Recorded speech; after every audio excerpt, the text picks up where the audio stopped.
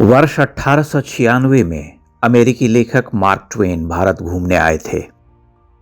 3 महीने तक भारत के अलग अलग शहरों में घूमने के बाद उन्होंने लिखा, India is the cradle of the human race, the birthplace of human speech, the mother of history, the grandmother of legend and the great grandmother of tradition. Our most valuable and most holistic materials in the history of man are treasured up in India.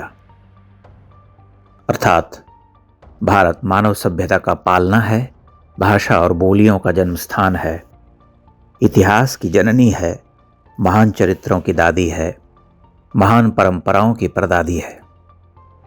मानव सभ्यता में, मानव इतिहास में हमारी सबसे मूल्यवान और सबसे समग्र सामग्री भारत में ही संजोई गई.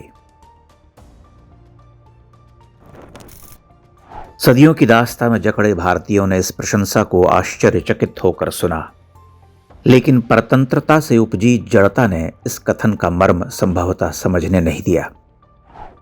आज बहुत सारे लोग मिलते हैं जो कहते हैं कि विश्व का समस्त ज्ञान विज्ञान बस भारत में ही था, अन्य सभ्यताएं तो छूछी थीं. 17वीं शती के बाद यूरोप में जो भी वैज्ञानिक आविष्कार हुए वे सब भारत के शास्त्रों से चुरा लिए गए थे. हो सकता है कि यह बात सही हो, किंतु इससे जुड़े कई विचारणीय प्रश्न भी हैं. जब ज्ञान विज्ञान की सारी संपदा भारत के शास्त्रों में ही थी, तो तब के किसी भारतीय को वह दिखी क्यों नहीं? उसकी खोज किसी भारतीय को पहले करना चाहिए था, क्योंकि वह संपदा उनकी भाषा में थी, उनकी अपनी भाषा संस्कृत.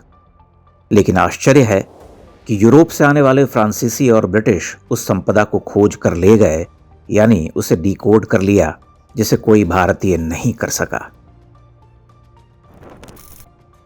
प्रश्न यह नहीं है कि हम अधिक बुद्धिमान हैं या वे.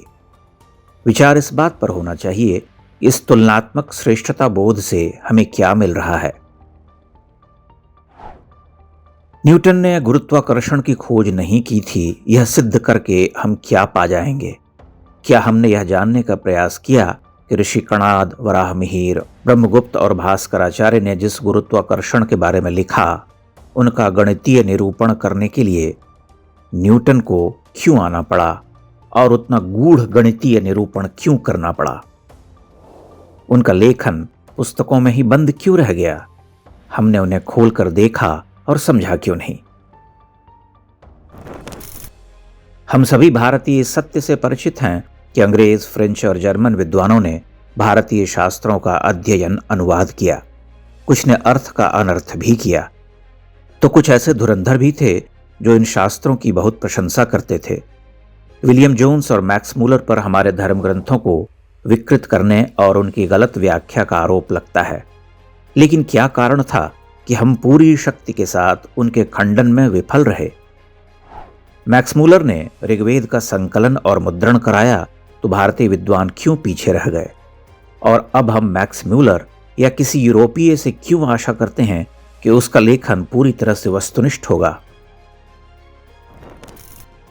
मैक्स मूलर हो या कोई अन्य यूरोपीय विद्वान, वे सभी वेदों, उपनिषदों आदि में दिए गए ज्ञान और दर्शन से चमत्कृत थे. लेकिन उन सभी के अपने पूर्वाग्रह भी थे. उनके लिए वेदों को ईसा से प्राचीन मानना बहुत कठिन था. फिर भी जाने अनजाने वे ये काम कर गए. ऐसा करते हुए वे भारतीय धर्मशास्त्रों की उत्कृष्टता को स्वीकार भी करते हैं, कुछ दबे स्वरों में तो कुछ खुलकर.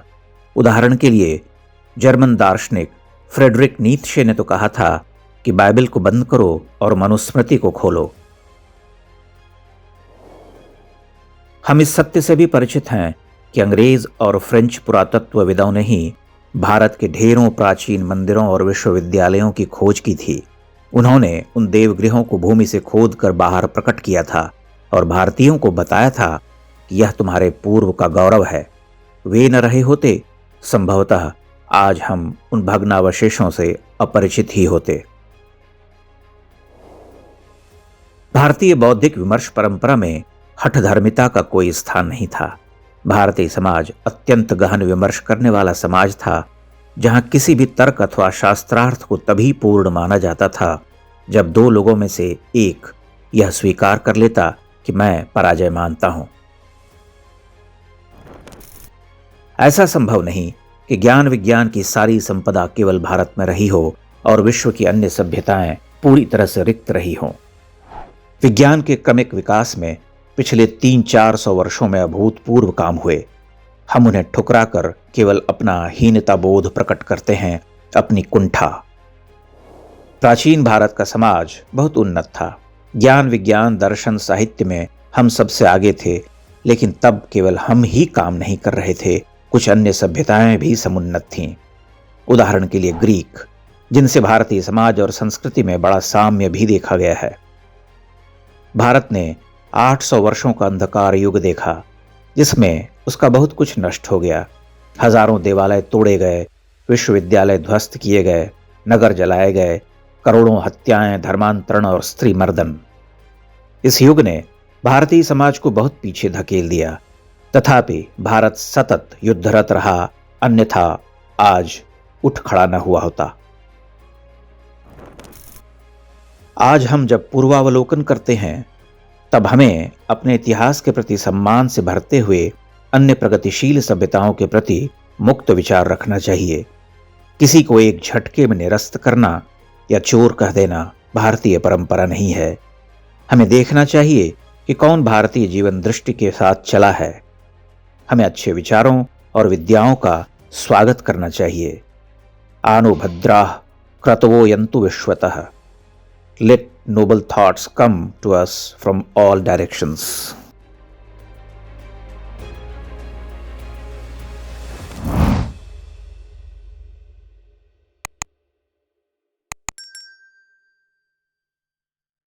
इंडेक्स ऑनलाइन के वीडियो समाज को समर्पित हैं। आप इनको डाउनलोड करके जैसे चाहे वैसे प्रयोग कर सकते हैं। चाहे तो आप हमारे टेलीग्राम चैनल से जुड़ सकते हैं।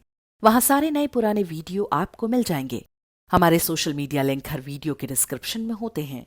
हमारा एकमात्र उद्देश्य हिंदू समाज को जागृत और एकजुट करना है। इसमें सहभागी बने। धन्यवाद।